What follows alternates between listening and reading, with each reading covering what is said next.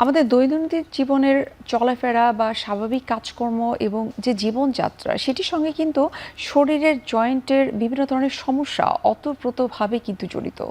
আজকের আলোচনার মাধ্যমে আমরা কিন্তু জানার চেষ্টা করব যে এই ধরনের জয়েন্টের ব্যথার লক্ষণগুলো কী কী হতে পারে এবং কাদের এই ধরনের আর্থ্রাইটিস জনিত বা জয়েন্টের ব্যথার সমস্যাগুলো সব থেকে বেশি হয়ে থাকে এবং কিভাবে এটিকে আমরা আসলে প্রতিরোধ করতে পারি। দর্শক, আপনাদের সবাইকে আমন্ত্রণ জানাচ্ছি এখন টিভি নিয়মিত আয়োজন আরোগ্য নিকেতনে। আমি নুসরাত দীপা আজ আপনাদের সঙ্গে রয়েছি। দর্শক, আমাদের আজকের আলোচ্য বিষয় হচ্ছে শরীরের জয়েন্টের আর্থ্রাইটিস ও ইনজুরি। আর এই গুরুত্বপূর্ণ বিষয়টি নিয়ে আলোচনা করার জন্য আজ আমাদের সঙ্গে স্টুডিওতে উপস্থিত রয়েছেন অধ্যাপক doctor G M. Jahangir Hossain, arthroscopy ও অর্থোপেডিক সার্জন, জাতীয় অর্থোপেডিক হসপিটাল ও পুনর্বাসন প্রতিষ্ঠান ডিটোর। আমাদের সঙ্গে আরও একজন অতিথি রয়েছেন, তিনি হলেন অধ্যাপক doctor Parvez Ahsan, chief consultant arthroscopy ও arthroplasty, Dhaka central international college. আপনাদের দুজনকেই স্বাগত আমাদের আজকের অনুষ্ঠানে। ধন্যবাদ। আমি প্রথমে doctor G M. Jahangir Hossain sir আপনাকে দিয়ে আমাদের আলোচনাটা শুরু করতে চাই। আর্থ্রাইটিস এই টার্মটার সঙ্গে তো আমরা কম বেশি সবাই পরিচিত। প্রথমে আপনার কাছে একটু আমাদের অডিয়েন্সের উদ্দেশ্যে যদি খুব সহজভাবে আর্থ্রাইটিসের ডেফিনেশনটা যদি বলতেন। আসলে আর্থ্রাইটিস এটা দুইটা শব্দের সমন্বয়ে। আমাদের চিকিৎসা ব্যবস্থা বা মানব শরীরের গঠনে অর্থ হলো যে জোড়া, জয়েন্ট, আর আইটিস যখন যোগ হবে সেটা হলো প্রদাহ। তাহলে জোড়ার প্রদাহ, এটা যদি খাঁটি বাংলায় বলেন তাহলে বাত ব্যথা, জোড়ার বাত ব্যথা রোগকে আর্থ্রাইটিস। এই আর্থ্রাইটিসদের শুধু যে জয়েন্টের, অ্যাকচুয়ালি একটা জয়েন্ট তো অনেকগুলো স্ট্রাকচারের সমন্বয়ে গঠিত। সুতরাং এই বাত ব্যথা বা আর্থ্রাইটিসটা কখনো দেখা যায় জয়েন্টের বিভিন্ন ধরনের স্ট্রাকচারগুলোকে ইনভলভ করে, কখনো বোনের হাড়কেও ইনভলভ করে, কখনো আপনার এই যে সফট টিস্যু থাকে নরম, আমরা যেটা বলি সাইনোভিয়াম, এটাকেও ইনভলভ করে। অনেক সময় এর জয়েন্টে যে তরুণাস্থি থাকে সেটাকেও ইনভলভ করে। তো এই সব কিছু, একটা জয়েন্ট তো অনেকগুলো স্ট্রাকচার থাকে, তারপরে লিগামেন্ট থাকে, বোনস থাকে, আশেপাশে মাসেল থাকে, বার্সাল থাকে, টেন্ডন। তো এই সবগুলা কি অ্যাকচুয়ালি আলটিমেটলি আর্থ্রাইটিস হয়ে ইনভলভ করে জোড়া। সুতরাং এই সমষ্টিগতভাবে এটাকে আমরা বলি যে আর্থ্রাইটিস জোড়া। তবে এটা বিভিন্ন রকম আর্থ্রাইটিস হতে পারে। অনেক ক্ষেত্রে কিন্তু রোগীরা একটু কনফিউজড হয়ে যায় যে আর্থ্রাইটিসই বাত কিনা বা বাতেই কি আর্থ্রাইটিস কিনা, মানে কোনো পার্থক্য রয়েছে কিনা। অ্যাকচুয়ালি এটা লিটারালি বা আমরা যদি স্বাভাবিক বাংলায় বলি, আর্থ্রাইটিস একটা অনেকগুলা জিনিসের সংযুক্তির ফলে এই জিনিসটা হয়। আর যেটা সবাই সাধারণ মানুষের কাছে বাত ব্যথা বললেই আমরা অ্যাকচুয়ালি আর্থ্রাইটিস বুঝি। আচ্ছা, এটা অনেক সময় রুগীরা যেমন শুধু জোড়া ছাড়াও পেশিতে ব্যথা, হাড়ে ব্যথা, সেগুলো বলে যে বাত ব্যথা। সুতরাং আমাদের কাছে আমরা এটাকে ডিফারেন্সিয়েট করি, আর্থ্রাইটিসের সাথে সাধারণ পেশির বা হাড়ের ব্যথা একটু ডিফারেন্ট আছে। কিন্তু আমাদের কাছে সাধারণ মানুষ বলে যে আমার বাত ব্যথা হয়েছে, তাদের জন্য সেম। কিন্তু আমি অ্যাজ এ চিকিৎসক হিসাবে এটাকে আমি ভাগ করে নেই, বা আমার চিকিৎসা ডায়াগনোসিসের জন্য আমি এটাকে ভিন্নভাবে নিয়ে বুঝি যে। আচ্ছা, ডিফারেন্সিয়েটটা কীভাবে করে থাকেন সেটি জানবো আপনার কাছ থেকে বিস্তারিত। আমি ডক্টর পারভেজ স্যার আপনার কাছে জানবো যে আমরা যতটুকু জানি যে আর্থ্রাইটিসের বিভিন্ন ধরনের টাইপস রয়েছে, একটু যদি আমাদেরকে বিস্তারিত বলতেন যে কত ধরনের আর্থ্রাইটিস রয়েছে। ধন্যবাদ অত্যন্ত সুন্দর প্রশ্নের জন্য।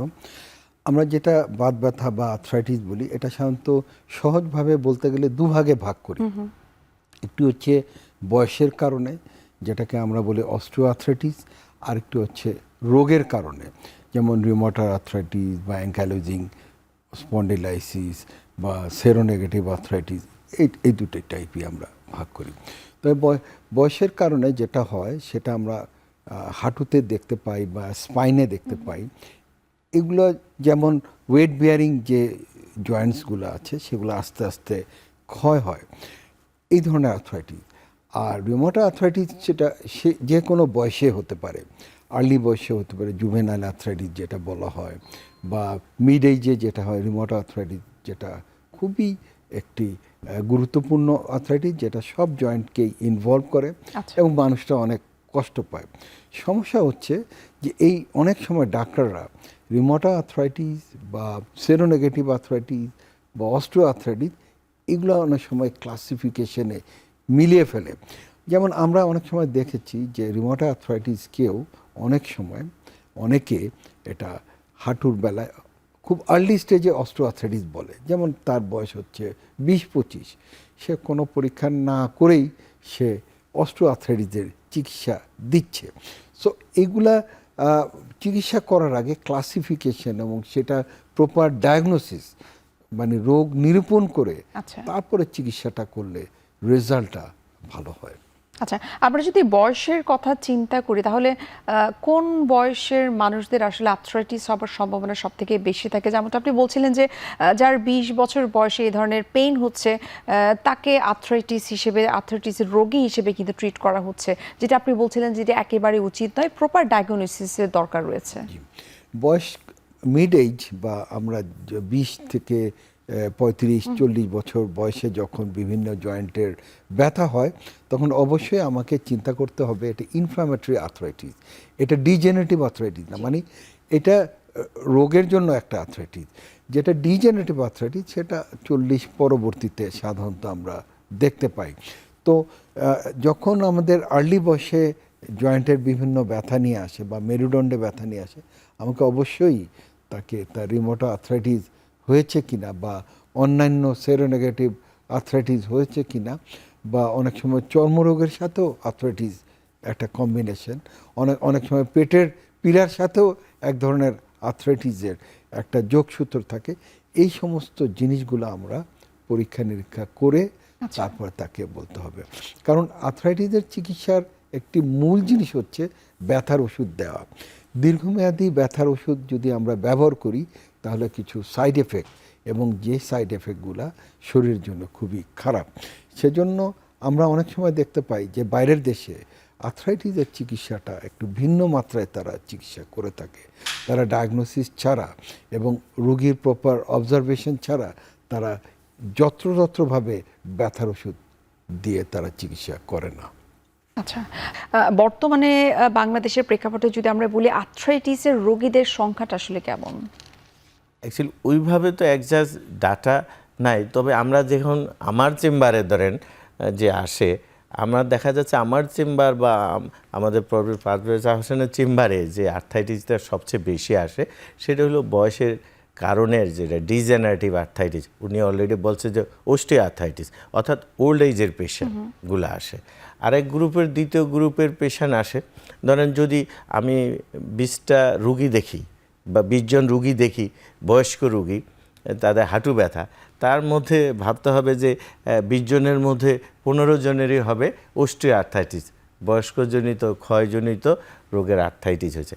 এখন একজন যদি আমি 20 জন ইয়াং বয়সের রোগী আসে হাঁটু ব্যথা নিয়ে, তখন আমি তার চিন্তা করি অস্টিও আর্থ্রাইটিস ছাড়া অন্য আর্থ্রাইটিস আছে কিনা, অথবা তার এক নম্বর কারণ জেনি সে আঘাতের হয়ে কি জয়েন্টে ব্যথা নিয়ে আসছে কিনা, তার জয়েন্টের লিগামেন্ট ইনজুরিগুলো নেওয়ার জন্য ব্যথা নিয়ে আসছে কিনা, অথবা ইয়াং গ্রুপের gouty arthritis, uric acid level বেড়ে গেলে আর্থ্রাইটিস হয়।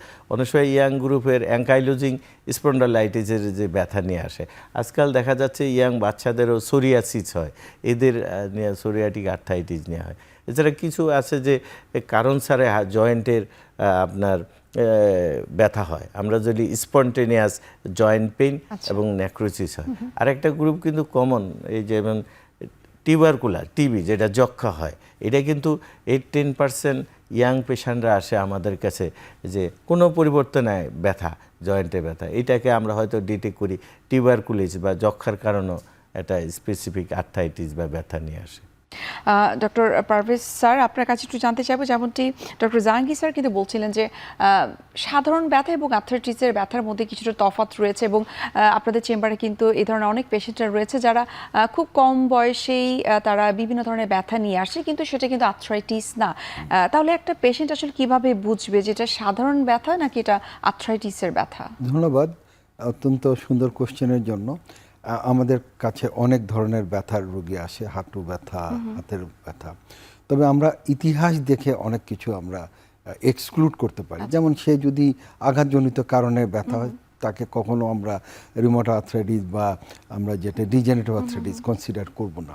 কিন্তু সে যদি বলে যে আমি ছোটোবেলায় খুব অ্যাক্সিডেন্ট করেছিলাম এবং সেই অ্যাক্সিডেন্টে আমি হাঁটুর ব্যথা ছিল, এতদিন আমি ভালো ছিলাম, এরপরে আবার ব্যথা শুরু হলো। আচ্ছা। তাহলে এই ব্যথার কারণটা আমরা ইনজুরি ধরে নিতে পারি। কিন্তু একটা রোগী যদি 40 বা 50 ঊর্ধ্বে আসে এবং সে যদি বলে হাঁটু ব্যথা, এটাকে আমরা ডিজেনারেটিভ আর্থ্রাইটিস বলতে পারি। অনেক সময় যে ডায়াগনোসিস হলো না, দীর্ঘদিন তার ব্যথার ওষুধ খেয়ে, তাকে যখন আমরা পরীক্ষা নিরীক্ষা শুরু করলাম, দেখতে পেলাম যে তার রিউমাটয়েড আর্থ্রাইটিস অথবা অ্যাঙ্কাইলোজিং স্পন্ডিলাইটিস বা সোরিয়াটিক, মানে এক ধরনের রোগের কারণে ব্যথাটা। এখন জিনিসটা হচ্ছে যে তাহলে সমস্যাটা কোথায়? যারা এই ধরনের রোগীরা উপজেলা বা ডিস্ট্রিক্ট লেভেলে যখন যায়, তারা শুধু ব্যথার ওষুধ দিয়েই চলে যাচ্ছে। এই ব্যথার ওষুধটা কিন্তু ডায়াগনোসিসটাকে আমাদের কনফিউজড করে দিচ্ছে। সেজন্য আমি মনে করি যে আপনি যদি ব্যথার ওষুধ খান, তাহলে সব রোগ কিন্তু চেপে যাবে বা আন্ডার মাইন্ড হয়ে যাবে। Suppress সেজন্য থাকবে সেটা। ব্যথার ওষুধ খাওয়ার আগে আপনাকে অবশ্যই আপনার কারণটা কি এটা ডায়াগনোসিস করতে হবে, এবং ব্যথার ওষুধ দীর্ঘমেয়াদী আপনার খাওয়া যাবে না, খেলে সাইড এফেক্ট সব কিছুই আপনাকে বুঝতে হবে। সেজন্য আর্থ্রাইটিসটাকে বা বাত ব্যথাকে খুব সহজভাবে একটি রোগ মনে করলে হবে না। এইটা করার আগে তাকে ডায়াগনোসিস করতে হবে, রোগ নিরূপণ করতে হবে, সেই অনুযায়ী আমরা ওষুধ প্রয়োগ বা ট্রিটমেন্ট। আচ্ছা, আমরা তো আসলে অধিকাংশ ক্ষেত্রে যখন এই ধরনের জয়েন্টে ব্যথাগুলো হয়ে থাকে, আমরা কিন্তু ডাক্তারের পরামর্শ ছাড়া বিভিন্ন ধরনের পেইন কিলার খেয়ে থাকি, বিভিন্ন গরম শেক, ঠান্ডা শেক দিয়ে থাকি। এই আর্থ্রাইটিসের ব্যথা বা সাধারণ ব্যথা, এই বিষয়গুলো নিয়ে আরও বিস্তারিত আপনাদের দুজনের কাছ থেকে জানার চেষ্টা করবো। একটা বিরতির সময় হয়ে গেছে, আমরা বিরতি নিচ্ছি।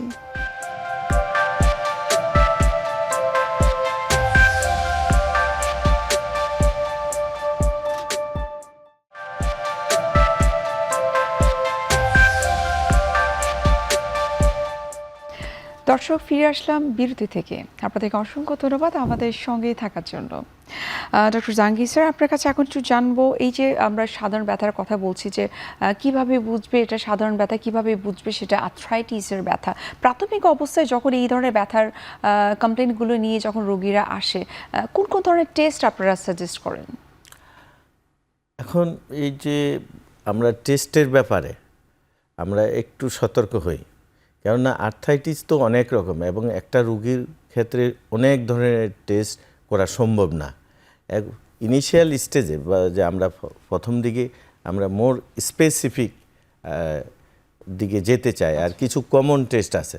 যেমন আমরা রক্তে যদি একটা আমি মনে করি তার একটা আর্থ্রাইটিস হয়েছে, এই আর্থ্রাইটিসটা রোগের আর্থ্রাইটিস, সেটা আমরা বলি যে sero positive or negative, already professor Faruz Hasan. এখন তারপরে এটা ডিফারেন্সিয়েট করবে। আর যদি একটা ওল্ড এজের পেশেন্ট আসে, তাকে বুঝবে সে তার অস্টিও আর্থ্রাইটিসের দিকে যাচ্ছে। এখন ইয়াং গ্রুপের জন্য সমস্যা, ওল্ড এজে যারা আসে আফটার 40, আমরা ডায়াগনোসিস কিন্তু ইজি করা যেতে পারে যে অস্টিও আর্থ্রাইটিস। অস্টিও আর্থ্রাইটিস ছাড়াও ডিজেনারেটিভ আর্থ্রাইটিস অন্য আর্থ্রাইটিস হইতে পারে, তবে এদের ডায়াগনোসিস কিন্তু কি ইয়াংদের হলো আমাদের কাছে একটু ক্রুশিয়াল। কারণ এই ইয়াং, এবং বর্তমানে কিন্তু এটা অনেক বেশি দেখা যাচ্ছে, ইয়াং পিপল যারা রয়েছে তাদের কিন্তু ডিজেনারেটিভ আর্থ্রাইটিস হচ্ছে। খুবই ইম্পর্ট্যান্ট কথা বলছেন। অল্প বয়সে ডিজেনারেটিভ আর্থ্রাইটিস বা অস্টিও আর্থ্রাইটিস হচ্ছে, এটার আমরা এই ফ্যাক্টরটা দেখতেছি যে যদি তার কিছু আগে যদি কোনো একটা রোগ ছিল, যেমন সে অস্টিও আর্থ্রাইটিস হওয়ার আগেই তার রিউমাটয়েড আর্থ্রাইটিস ছিল, এটা কিন্তু রিউমাটয়েড আর্থ্রাইটিসটাও একটা secondary cause of osteoarthritis. সে চিকিৎসা হয়ে ভালো ছিল, তারপরে তার অস্টিও আর্থ্রাইটিস দেখা দিয়েছে, ডিজেনারেটিভ আর্থ্রাইটিস। বা তার আগে অন্য স্কিনের রোগ ছিল, তার থেকেও ডিজেনারেটিভ আর্থ্রাইটিস ছিল।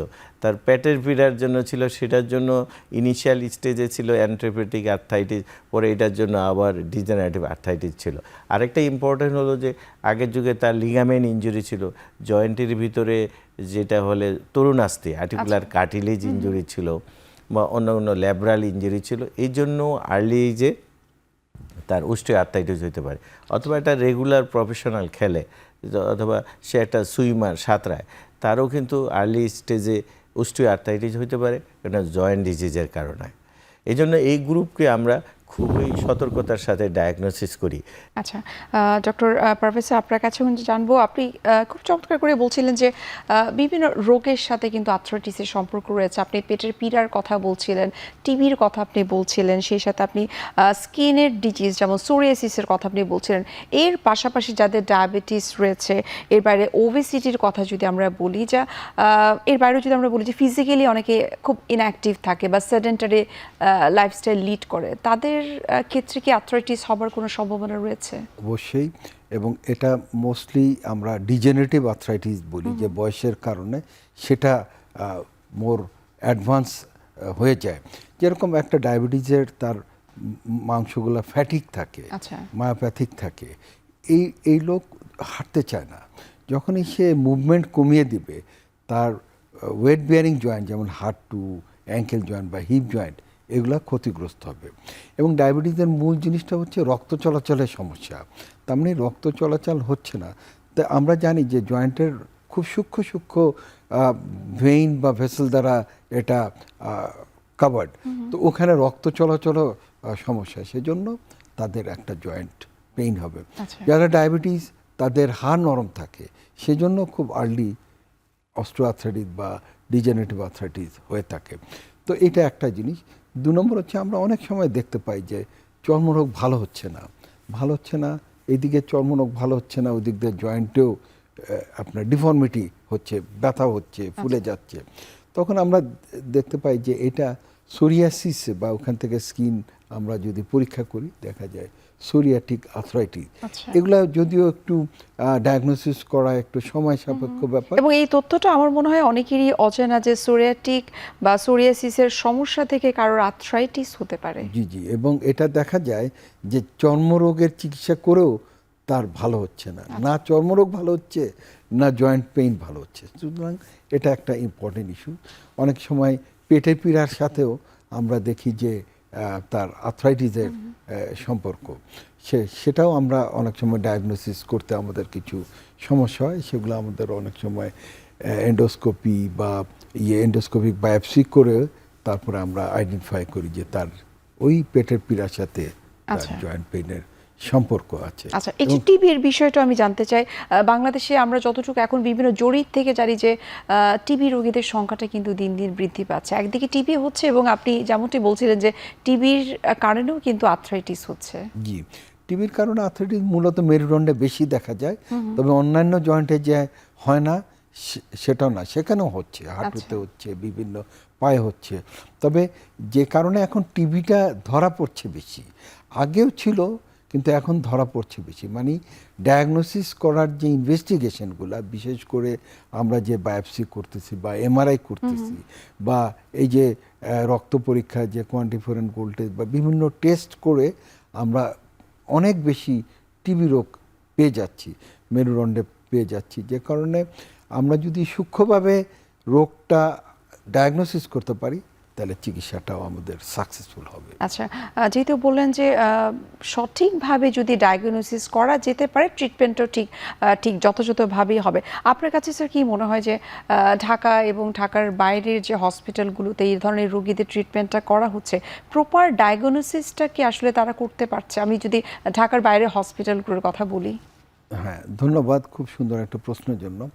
আসলে পরীক্ষা নিরীক্ষা একটা ব্যয়বহুল ব্যাপার, এটা অনেকে করতে পারে, অনেকে করতে পারে না।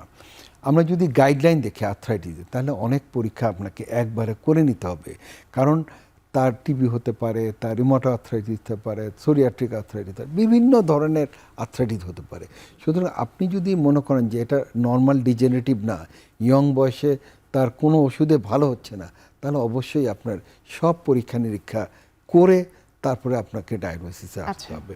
এটা অনেক সময় আমরা নিজেরা না করলেও অনেক সময় রিউমাটোলজিস্টের সাহায্য বা মেডিসিন বিশেষজ্ঞর সাহায্যও আমরা নিতে পারি। তো যাই হোক, আমি মনে করি যে আর্থ্রাইটিস যে জায়গাটা, এটা খুবই কনফিউজিং এবং খুবই ডিফিকাল্ট একটা জায়গা, যে জায়গায় আমরা মাল্টি ডিসিপ্লিনারি অ্যাপ্রোচে আমরা ডায়াগনোসিস করতে পারি, এবং সেই সাথে যদি আমরা ডায়াগনোসিস প্রপার করতে পারি তাহলে রোগীর জন্য ভালো, ডাক্তারের জন্য ভালো, এবং আমাদের স্বাস্থ্য ইসের জন্য ভালো হয়। সুস্থতার জন্য অনেক চমৎকারভাবে কাজ করে। আপনি বলছিলেন যে ডায়াগনোসিসের জন্য যথাযথ টেস্টের দরকার রয়েছে। এই টেস্টগুলো করার ক্ষেত্রে এটি নিশ্চয়ই সব লেভেলের বা আমাদের বাংলাদেশের প্রেক্ষাপটে যদি আমরা বলি যে নিম্ন আয়ের মানুষও রয়েছে, স্বল্প আয়ের মানুষও রয়েছে, তাদের জন্য নিশ্চয়ই সব ধরনের টেস্ট করা সম্ভব হয় না। সেই বিষয়টাই একটু বিস্তারিত আপনাদের দুজনের কাছ থেকে জানার চেষ্টা করব। আরও একটা বিরতির সময় হয়ে গেছে, আমরা বিরতি দিচ্ছি।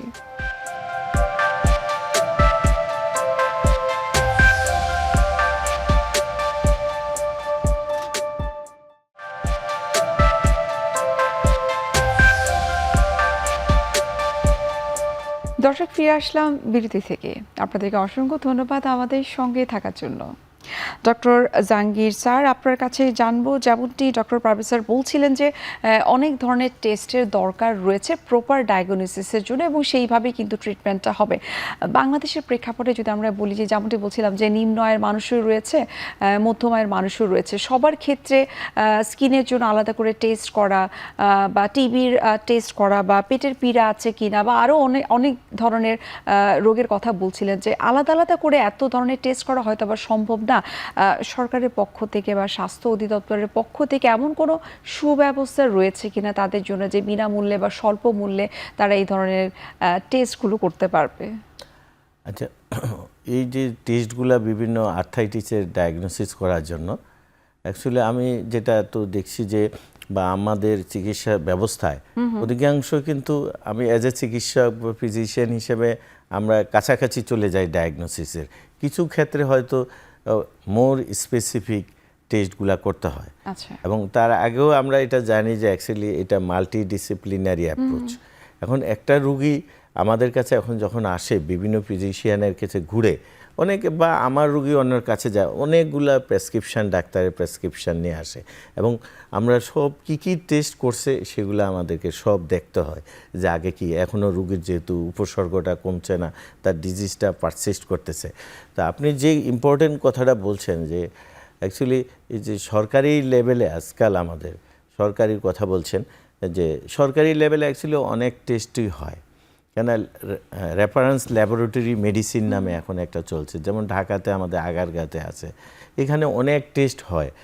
কিন্তু হয়তো একটা প্রাইভেট একটা সেক্টর থেকে যেভাবে করা যত কস্টলি তার চেয়ে অনেক কম, অনেক কমে অধিকাংশই টেস্ট হয়ে থাকে আমরা যা দেখতে পাচ্ছি।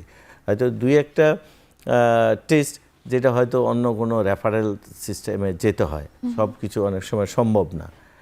সুতরাং এবং আমরা মনে করি এই যে আজকাল যে টেস্টগুলো আছে আর্থ্রাইটিসের ডিটেক্ট করতে, যেমন এক টিবিরই বিভিন্ন ধরনের টিবি ডিটেকশন করার জন্য অনেক টেস্ট যেটা আমাদের দেশে হয়ে থাকে এবং সরকারি লেভেলও হয়, হয়তো দু এক জায়গায় আছে, দু এক জায়গায় নয়, বড় সেন্টার। ঢাকার অধিকাংশ হসপিটালে কিন্তু অনেক টেস্ট আর্থ্রাইটিসের হয়, কোনো এটা সমস্যা না এখন ডিটেক্ট করতে। এখন আরও মলিকুলার লেভেলে সেই ক্ষেত্রে হয়তো অনেক কিছু সম্ভব না। এখন একটা যেমন অনেক দেখা যাচ্ছে যে যেমন আমি একটা বায়োপসি করলাম, এটা যদিও আর্থ্রাইটিসের জন্য বায়োপসি করতে হয়, এবং এটা ক্যান্সার যদি বা অন্য আর্থ্রাইটিসের থেকে অন্যদিকে টিউমার বা ক্যান্সারে চলে গেল, এই ক্যান্সারের জন্য তো অনেক সময় আরও কনফার্ম হওয়ার জন্য ইমিউনোফ্লোরেসেন্স দেখতে হয়, বায়োপসি। তো সেগুলো তো সব সেন্টারে না হয়, আমাদের সরকারিভাবে হয়। সুতরাং এইটার জন্য গুড সেন্টারে যেতে হবে, রেফারেল সেন্টারে যেতে হবে। এখন মোটামুটি সব ইনভেস্টিগেশনে আমাদের সরকারি, গভর্নমেন্ট অ্যান্ড প্রাইভেট লেভেলে হইতে থাকে। আচ্ছা, রেফারেল সিস্টেমের কথা যেহেতু বললেন ডক্টর পারভেজ স্যার, আপনার কাছে একটু জানবো যে বাংলাদেশের ক্ষেত্রে কিন্তু যদি প্র্যাকটিসের কথা বলি যে রেফারেল সিস্টেমটা কিন্তু খুবই পুয়ার, এই বিষয়ে আপনার মতামত কি? ধন্যবাদ অত্যন্ত সুন্দর প্রশ্নের জন্য। ডায়াগনোসিস কিছু কিছু ক্ষেত্রে খুবই সহজ, কিছু কিছু ক্ষেত্রে খুবই ডিফিকাল্ট। তো রোগের যে প্রাইম এরিয়াটা হচ্ছে ডায়াগনোসিস, মানে রোগটাকে নিরূপণ করা। তো নিরূপণ করতে হলে আমি সব বিষয়ে আমি পারদর্শী না, এটা আমাকে বুঝতে হবে। এবং আমি যদি মনে করি যে আমার এই জায়গাটায় আমি ডায়াগনোসিস করতে পারি না, তবে অবশ্যই আমি কাউকে না কাউকে রেফারেল করতে হবে। এবং রুগীরাও কিন্তু এটা বুঝে যে উনি বুঝতেছে না, ওই ডাক্তারের কাছে পাঠাইছে। এখানে আমার দুর্বলতার কিছু নেই, এটাকে আমাকে ওপেন হতে হবে যে আমি একটা ছোট্ট বিভাগের একজন পারদর্শী, আমি একজন সার্জন, আমার হিপ, আমি নি কাজ করি, আমি কিন্তু সব বিষয়ে আমি পারদর্শী না। আমার রিউমাটোলজির ব্যাপারগুলো কিছু আছে যেগুলো আমি ইনভেস্টিগেশনও বুঝি না। সুতরাং আমি সমস্যা যদি হয়, জয়েন্টের খুব ক্রিটিক্যাল একটা পেশেন্ট যদি আসে, আমার ডায়াগনোসিসের সুবিধার্থে আমি রেফারেল করতেই পারি। আমি ব্রেইনের অপারেশন করি না, কিন্তু আমি যখন দেখলাম যে আমার ক্ষেত্রে এর ব্রেইনে ইনভলভ হয়ে গেছে, আমি একজন ব্রেইন স্পেশালিস্টকে রেফার করতেই পারি। এবং আমাদের দেশের যে জায়গাটা সবচেয়ে বেশি সমস্যা, এটা হচ্ছে রেফারেল সিস্টেমের অভাব। আমাদের সব কিছু আছে, অত্যন্ত দক্ষ চিকিৎসক আছে এবং ক্রিটিক্যাল পেশেন্টও আছে, কিন্তু আমি যদি রেফারেল সিস্টেমটাকে ওপেন আপ না হই এবং আমি বলি যে হ্যাঁ এটা আপনি এই ওষুধ খান ঘুরিয়ে ফিরে, তাহলে এটা আমি মনে করি যে এটা ঠিক না। প্রোটোকল বা কী ধরনের সিস্টেম বা ম্যানেজমেন্ট যদি আমরা এস্টাবলিশ করতে পারি, তাহলে আমাদের দেশের রোগীরা আমাদের দেশেই ট্রিটমেন্ট করবে। আমাদের এটা বলার আগে আমি বলতে চাই, অ্যাকচুয়ালি আমরা যারা যেমন আগের থেকে চিকিৎসা এখন কিন্তু অনেক ডিফারেন্ট হয়ে গেছে, এবং চিকিৎসা ব্যবস্থায় আমরা অনেক উন্নত হয়ে গেছি, এবং চিকিৎসা ব্যবস্থায় অনেক ভাগ হয়ে গেছি। এখন এটা আমি অ্যাজ এ চিকিৎসক হিসেবে করা উচিত না যে আমি যদি এই রুগীটাকে পারফেক্ট জায়গায় রেফার করি, যে তখন আমি নিজকে ছোট মনে হবে রুগীর কাছে। এই জায়গাটা আমাদের চিকিৎসক হয়েছে, এটা ভাবা ঠিক না। অনেকে ভাবে যে আমি তাহলে এই ডাক্তার সাহেব জানে না, তাহলে এটা অন্যের কাছে পাঠিয়ে দিচ্ছে, কিন্তু এই প্রবণতাটা আমাদের মাঝে আছে। এই জন্যই আজকাল রেফারেল সিস্টেমটা হচ্ছে না ভালো করে নিচে। সুতরাং একজন চিকিৎসক হিসেবে যারা আমরা যেমন অর্থোপেডিক সার্জন, সব কিছু জানা নট পসিবল, কিন্তু অর্থোপেডিক্স মাথা থেকে পা পর্যন্ত চিকিৎসা ব্যবস্থা আছে। সুতরাং একজনের সব কিছু শিখতে হলে কয়েক জীবন লাগবে।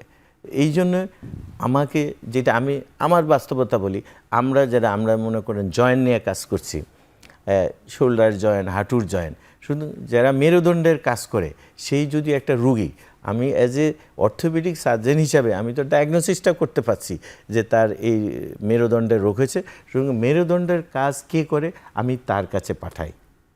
এটাতে রুগীর ভালো করা, রুগীকে স্পেস চিকিৎসা দেওয়া একজন, এবং যার কাছে পাঠাইলাম তারও কনফিডেন্স বৃদ্ধি পাবে, সুতরাং রুগীটাও ভালো তার চিকিৎসা পেল, সব দিক দিয়ে লাভ। শুধু এই জিনিসটা রেফারেল আমাদের দেশে অ্যাকচুয়ালি শুরু হয়ে গেছে। এটা যেমন আমরা বাস্তবতা আমরা বলতে দেখতে পাচ্ছি, যেমন আমাদের কাছে যে রুগীগুলো আসে এখন রেফারেল রুগী, কেননা আপনি স্পেসিফিক কাজ করেন, আপনি সব কাজ করতে পারবেন না। সুতরাং আমি যে বড় প্রফেসর হয়েছি, ডাক্তার হয়েছে, আমি সব পারো তা না, কারণ বরঞ্চ আমার কাজটা এখন ন্যারো হয়ে গেছে, ন্যারো স্পেকট্রামে আমি অল্প নিয়ে কাজ করি, বাট এই কাজটারই অনেক ডিপ পর্যন্ত করতে পারি, এই বিষয়ে আমি অনেক সিদ্ধান্ত দিতে পারি। সুতরাং এই সিদ্ধান্তটা আগে ছিল না, যেখানে এখন হয়ে গেছে। আপনি রিয়ালিটি বা আমি বলতে চাই, যেমন সিনিয়র প্রফেসর থেকে জুনিয়রও আমাদের কাছে রুগী পাঠায় যে এই জিনিসটা উনি ভালো পারে, ওনার কাছে যান। তাহলে আমাকে জানতে হবে কোন রোগ এবং এইটা কে পারে তাকে পাঠাই যাবে, তাহলে রুগীরা হয়রানি হবে না, রুগীরা বিভিন্ন ঘুরে ঘুরে বিভিন্ন জায়গায় বিদেশে চলে যাবে, তাও হবে না। এই জন্য এই প্রবণতাটা আমরা রেফারেল সিস্টেমে কিছুটা আগে গেছি, হয়তো অনেক আগাইতে পারি নাই, এবং আমাদের যে ইয়াং জেনারেশন আসছে এদের মাঝে আরও আমরা দেখতে পাচ্ছি যে এরা আরও মোর স্পেসিফিক এবং পার্টিকুলারলি এক একটা নিয়ে কাজ করতেছে। সুতরাং এই জন্য ভবিষ্যতে আমরা মনে করছি এই রুগীরা বাইরে যাবে না, হয়রানি আরও কম হবে, যেটা এখন থেকে অলরেডি কয়েক বছর থেকে এই জিনিসটা স্টার্ট হয়ে। তার মানে আমরা বলতে পারি যে এই জায়গাটা আসলে প্রচুর কাজ করার দরকার রয়েছে। এবং এর পাশাপাশি আমি একটু জানার চেষ্টা করব, আমি ডক্টর পারভেজ স্যার আপনার কাছ থেকে, যেমন অনেক ক্ষেত্রে আমরা দেখেছি যে অর্থোপেডিক্সের ডাক্তার আপনারা তো দুজনেই ব্যথার বা জয়েন্টের বা আর্থ্রাইটিসের বিভিন্ন ধরনের ট্রিটমেন্ট করছেন, কিন্তু আমরা জানি এটাও যে এখানে কিন্তু ফিজিওথেরাপিস্ট যারা রয়েছে তাদেরও কিন্তু একটা ভূমিকা রয়েছে, কিন্তু অনেক ক্ষেত্রে কিন্তু তাদেরকে রেফার করা হয় না। কেন করা হয় না আমাদের বাংলাদেশের প্র্যাকটিসের ক্ষেত্রে? কেউ হয়তো করছে, সেই উত্তরটাই জানার চেষ্টা করব। আরও একটা বিরতির সময় হয়ে গেছে, আমরা বিরতি নিচ্ছি।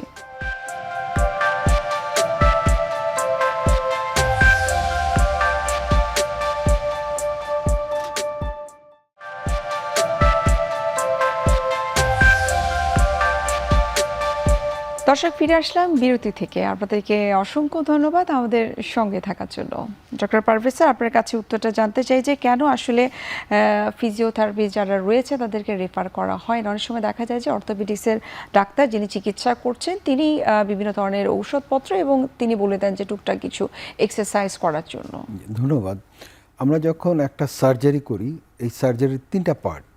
একটা হচ্ছে যে আমি ইন্ডিকেশন, এই সার্জারি করার কি কারণে আমি অপারেশন করব, এটা আমাকে পরিষ্কার রোগীকে কাউন্সেল করে বোঝাতে হবে যে আমি আপনার হাঁটুর এই কারণ, এই কারণে অপারেশন করব, এটা একটা পার্ট। দ্বিতীয় পার্টটা আমরা অপারেশনটা একটা পার্ট। তৃতীয় পার্টটা হচ্ছে পোস্ট অপারেটিভ ম্যানেজমেন্ট। অনেকে এসে বলে যে বাংলাদেশে পোস্ট অপারেটিভ ম্যানেজমেন্টটা ভালো না, বাংলাদেশের সার্জন ভালো, সার্জারি করা হচ্ছে, তাহলে পোস্ট অপারেটিভ ম্যানেজমেন্টটা ভালো না। পোস্ট অপারেটিভ ম্যানেজমেন্ট আবার দুই ভাগে, ইমিডিয়েট এবং লেট। লেটটাকে আমরা রিহ্যাবিলিটেশন বলি। ইমিডিয়েট তার ব্লাড লাগে বা পোস্ট অপারেটিভ কিছু ব্যথা হয়, এই ম্যানেজমেন্টের পরেই আমরা চলে যাই রিহ্যাবিলিটেশন। রিহ্যাবিলিটেশনের যে টার্গেটটা সেটা হচ্ছে পুনরায় আগের অবস্থায় ফিরে আনার যে প্রক্রিয়াটা, এটা হচ্ছে রিহ্যাবিলিটেশন। এই রিহ্যাবিলিটেশনটা বোথ কোঅর্ডিনেটেড ভাবে করতে হবে, মানে অর্থোপেডিক সার্জনের গাইডেন্সে ফিজিওথেরাপি সেটা করতে হবে। এখন আমাদের দেশে যেটা হচ্ছে, এখানে অনেক কমিউনিকেশন গ্যাপ আছে ফিজিওথেরাপি ভার্সেস অর্থোপেডিক সার্জন, কিন্তু ওয়ার্ল্ড ওয়াইড এটা কিন্তু একসাথে। আমরা যেটা বিদেশে যারা আমরা যখন ট্রেনিং করেছি সেখানে দেখেছি অর্থোপেডিক সার্জনের পাশে একটা লোক থাকে, তা আমরা জিজ্ঞাসা করি উনি কে, তো বলো যে উনি ফিজিও। এই জিনিসটা হয়তো আমাদের দেশে একটা গ্যাপ, যে ফিজিওকে আমরা ঠিক ক্লোজলি আমরা নিয়ে আসতে পারি নাই। অর্থোপেডিক সার্জনের গাইডেন্সে কিন্তু ফিজিওথেরাপি সেটা চলবে এবং প্রোটোকল অনুযায়ী চলবে। প্রথম সপ্তাহে কি করবে ফিজিও, দ্বিতীয় সপ্তাহে, তৃতীয় সপ্তাহে কখন ফিরে আসবে এটা, বা অনেক সময় ভেঙে গেল কখন ওয়েট বিয়ার করবে, কখন তাকে মাসেল স্ট্রেংথেনিং এক্সারসাইজ করবে, এই পুরো প্রক্রিয়াটা একটা ফিজিওথেরাপি। যে কারণটা একদম খুব সংক্ষিপ্তভাবে বলা যায় সেটা হচ্ছে সার্জন এবং ফিজিওথেরাপির গ্যাপ। আচ্ছা, এখানে মন মানসিকতার গ্যাপ হতে পারে বা ক্লোজনেস হতে পারে, ক্লোজনেসের সমস্যা হতে পারে, অথবা একটা গ্যাপ আছে। তো আমি যেটা মনে করি যে ফিজিওকে আরও ক্লোজলি যদি আমরা না নিয়ে আসি পুরা প্রক্রিয়াটা ট্রিটমেন্টে, তাহলে পেশেন্টরা সাফার করে আলটিমেটলি। এবং হয়তো ফিজিও মনে করে যে স্যার কেন আমাকে রুগীটা রেফার করলো না, আবার আমরাও মনে করি যে এই রুগীটা তার অনেক ক্ষেত্রে তো আসলে রোগীরা বুঝতেও পারে না যে তার হয়তো ফিজিওথেরাপিস্টের দরকার রয়েছে। জি জি, এটা আসলে আমাদের বিশাল একটা কাউন্সিলিংয়ের একটা সমস্যা। আমরা অনেক সময় ফিজিও বলে ছেড়ে দেই, সে ফিজিওর কাছে না গিয়ে এলাকার একজনের কাছে আলাপ করে এগুলো দরকার নাই, ব্যায়াম আপনি হাত নাড়ান, এটা হবে। জিনিসটাকে আমরাও যেরকম মূল্যায়ন করতে পারি নাই বা পেশেন্টকে ব্রিফ বা কাউন্সিলিং প্রপারলি করতে পারি নাই, সেভাবেও ফিজিওরাও তার জিনিসটা মানে হাইলাইটেড কম হয়। তবে এই কথাটা নিঃসন্দেহে বলা যেতে পারে, আমার মনে হয় বিগত 5 বছরে কিন্তু কিছুটা হলেও এই জায়গাটায় আমরা অনেকটাই ইমপ্রুভ করতে পেরেছি। এখন কিন্তু অর্থোপেডিক্সের ডক্টর বা যাদের স্ট্রোকের পেশেন্ট যারা থাকে তাদেরকে কিন্তু স্ট্রোক পরবর্তী সময়টাতে কিন্তু ফিজিওথেরাপি যারা রয়েছে তাদেরকে রেফার করা হয়। ডক্টর জাহাঙ্গীর স্যার, আপনার কাছে একটু জানতে চাইবো যে ট্রিটমেন্টের বাইরেও জয়েন্টকে সুস্থ রাখার জন্য এই ফিজিওথেরাপি বা ফিজিক্যালি অ্যাক্টিভ থাকাটা আসলে কতটুকু ইম্পর্টেন্ট? অ্যাকচুয়ালি আমরা যে অর্থোপেডিক সার্জন হিসাবে অ্যাকচুয়ালি আমরা যখন একটা রোগের ডায়াগনোসিস করি, সব সার্জন হিসাবে কি আমরা সব রোগীর অপারেশনের কথা বলি রোগীকে, তা তো না। আমাদের 85% মানে 85% দেখা যাচ্ছে যে কনজারভেটিভ চিকিৎসা ভালো হয়। তা এখন সেই কনজারভেটিভ চিকিৎসাটা কি? একটা হলো ওষুধ খাওয়া, তার দৈনন্দিন ব্যবস্থার পরিবর্তন করা, আর একটা হলো ইলেকট্রোম্যাগনেটিক থেরাপি বা ফিজিওথেরাপি, তাই না? এই একটা সমন্বয়ের ব্যাপার। তা এখন আমি একটা এক্সাম্পল সবসময় দিয়ে থাকি যে একজনে আসলো আমার কাছে যে ইনজুরি নিয়ে, আমি তাকে হাঁটুর একটা আঘাত, তাকে আগে আমি ইনভেস্টিগেশন করে দেখি কী ধরনের ইনজুরি হয়েছে, সেই অনুপাতে যে তার সিম্পল লিগামেন্ট এটা স্প্রেন হয়েছে, ব্যথা পাইছে, তাহলে আপনি ওষুধ আর ব্যায়ামে ভালো হবেন। কিন্তু যখন একটা ইনজুরির পেশেন্ট একজন ফিজিওথেরাপিস্টের কাছে যায়, উনি ফিজিওথেরাপি শুরু করলেন, ডায়াগনোসিস করলেন না, তাহলে সেটা হবে? তাহলে হবে না। আমি অপারেশন করে একেবারে অপারেশন করে দিলাম, রুগী পরদিন গিয়ে লাফ জাপ দিবে, মাঠে খেলতে যাবে, তা কি পসিবল? হবে না। সেটা একটা বিরাট পোস্ট অপারেটিভ ম্যানেজমেন্টের মধ্যে যেতে হবে। সুতরাং ফিজিওথেরাপিস্ট, সার্জেন বা একটা কোঅর্ডিনেশনের মধ্যে চলতে হবে, একটা টিম হবে, একটা টিম ওয়ার্ক হইতে হবে, তাছাড়া হবে না। কিন্তু এখন আমি একটা অপারেশন করলাম, আমি জয়েন্টের মধ্যে অপারেশন, লিগামেন্ট অথবা জোড়া বারবার ছুটে যায়, আমি তাকে রিপেয়ার করলাম, এখন আমি ফিজিওথেরাপিস্টের কাছে যান, আপনি ব্যায়াম করবেন। এখন সে কি ব্যায়াম করবে, যে আমি কি অপারেশন করছি সেটা জানতে হবে এবং ওইটার প্রোটোকল মানতে হবে। সুতরাং এটা কোঅর্ডিনেশন না হলে হবে না। সে একটা নিয়ে রিহ্যাবিলিটেশন করবে কিভাবে, শোল্ডারে রিহ্যাবিলিটেশন করবে কিভাবে, এটার কি অপারেশন হয়েছে, কি হয়েছে, সে সব জানতে হবে। যে আমি যখন একটা পোস্ট অপারেটিভ পেশেন্টকে পাঠাবো, এই জন্য আমাদের কোঅপারেশনটা বেশি দরকার। হ্যাঁ, আপনি যেটা ইম্পর্টেন্ট কথা বলছেন যে আমাকে সুস্থ থাকতে হলে জোড়ার জন্য কী কাজ করতে হবে। অ্যাকচুয়ালি বেসিক্যালি জোড়া যে নট অনলি রোগ হইলে চিকিৎসা করব তা না, শরীরে জোড়ার বেসিক কিছু কাজকর্ম আছে যেখানে তার শক্তিশালী হবে, জোড়াটার ফ্লেক্সিবিলিটি থাকবে, তার অ্যাক্টিভিটি কার্যক্ষম বিভিন্নভাবে লং টাইমের জন্য পারসিস্ট করতে হলে তাকে, যেমন আমরা যেটা বলছি শরীরের ওজন একদমই নিয়ন্ত্রণে রাখতে হবে, রেগুলার এক্সারসাইজ করতে হবে, আমাদের সামর্থ্যের মধ্যে যে খাদ্যদ্রব্য যেগুলো আছে, গ্রিন লিফি ভেজিটেবলস আছে, সেগুলো আমাদেরকে নিতে হবে, যেগুলা যেমন রেগুলার এক্সারসাইজ, লাইট এক্সারসাইজ, সেটা জোড়ার আর্থ্রাইটিস হোক বা না হোক, বা ভালো জোড়াকে রাখতে হলে রেগুলার এক্সারসাইজের মধ্যে যেমন সাইক্লিং আছে, রানিং আছে, জাম্পিং আছে, এগুলো একদম মডার্ন অ্যারোবিক এক্সারসাইজের মতো হইতে পারে, স্কিপিংও হইতে পারে। তারপরে যারা কিছু আরেকটা ইম্পর্টেন্ট হলো যে কিছু হ্যাবিট আছে, যারা অ্যালকোহলিক পারসন বা স্মোকার, এই যে স্মোকার, অ্যালকোহল আমাদের অনেক অর্থোপেডিক্সের সাথে তার ইন্টারফেয়ার আছে। আমি যেমন কাদের পেশি ছিঁড়ে গেলে যখন রিপেয়ারে যাই, যে আপনার ডায়াবেটিস আছে, আপনি কি স্মোকিং করেন, তাহলে কিন্তু রেজাল্ট একটু ডিফার করবে, রেজাল্ট নিচে নেমে আসবে। এই ধরনের আপনার গুলাকে দেখতে হবে। তারপর হলো পেশাগত সমস্যা, বিরাট ব্যাপার। আমি যদি আমার 8 ঘন্টা ডিউটির মধ্যে 7 ঘন্টায় বসে থাকি, তাহলে তো আমার ব্যাক পেইন, হাঁটু পেইন ইত্যাদি শুরু হবে। সুতরাং পেশাগত সমস্যার জন্য একটা খেয়াল রাখতে হবে। তারপরে আরও ইম্পর্টেন্ট, জয়েন্টে যে ইফেক্ট করে, যেমন আমার কর্মক্ষেত্রে আমি 8 ঘন্টা কর্মক্ষেত্রে থাকলাম, আমি সাইকোলজিক্যালি ডিপ্রেস থাকি কর্মক্ষেত্রে, এটাও কিন্তু বিরাট একটা ইম্প্যাক্ট করে জয়েন্টের উপর, আর্থ্রাইটিসের উপর। সুতরাং ইচ অ্যান্ড এভরি অ্যাসপেক্টেই আমার জয়েন্টের উপর ইফেক্ট করে।